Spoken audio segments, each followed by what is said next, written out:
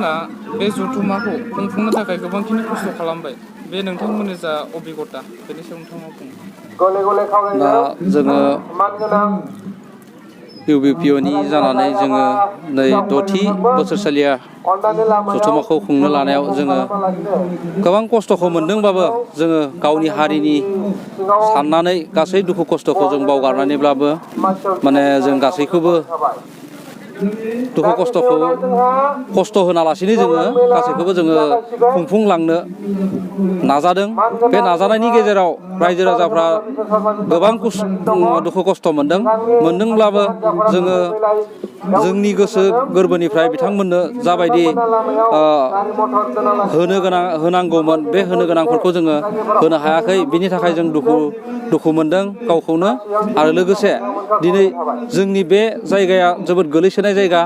बेनि थाखायनो जों बे 6थि बोसोरसालिया बर' सुबुं खौसेथि आफादनि जानानै जोङो बे मिटिंखौ खुंनो होनानै लाबोनायाव गासै रायजो राजाफ्रा जेन दुखु खस्थ' मोनदोंब्लाबो जोंनि सायाव जेबो गाज्रि सानालासिनो गावजों गाव बर' हारिनि होननानै साननानै बयबो जेन गनायलायनानै जेन जोंखौ निमाहा होलायो। बेनि थाखाय आं रायजोफोरनिसिम निमाहा बिनानै थाबाय। बेखौनो आं बुंनानै आंनि गोसो गोरबोनिफ्राय गासै रायजो राजानिसिम साबायखर बावहरनाय थाबाय। नोंथांमोना बे जथुम्मा बे ओनसोला गोबांखिनि गोग्लैसोनाय।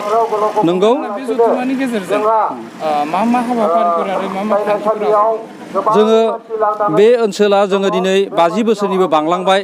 बे बांलांनायनि उनावबो जोङो दिनैसिम सरकारि भाबै जेबो सुबिदा होनायानो गैया। आरो जोंनाव पन्सायतनिफ्राय हमनानै दिनैसिम कारेन्ट ओरै हानि खामानि जेबो माने बेयाव जाफुङाखै। बेनि थाखाय जोङो बे मेलनि गेजेरजों आसामनि मन्त्रि बिथां हिमन्त बिश्व शर्माखौ थोंजोङै जोङो बिथांखौ फोरमायनो हागोन होननानै दिनै जोङो बे 6थि बोसोरसालिया इउनाइटेड बर' पिपल अर्गेनाइजेसननि जानानै बेखौ जों खुंनो लादों। बे खुंनो लानायाव जे जोंनि गासै मिनिस्टारफ्रा फैदों।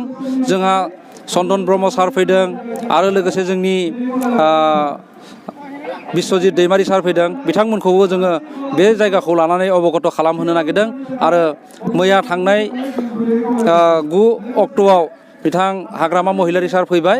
बे फैनायावबो जोङो बिथांनिफ्राय मोजां किसुमान इन्सुरेन्स मोनदों। बेनि थाखाय जोंनि रायजो राजाफ्रा गोसो गोरबोजों जोबोद मोजां मोननाय फोरमायदों।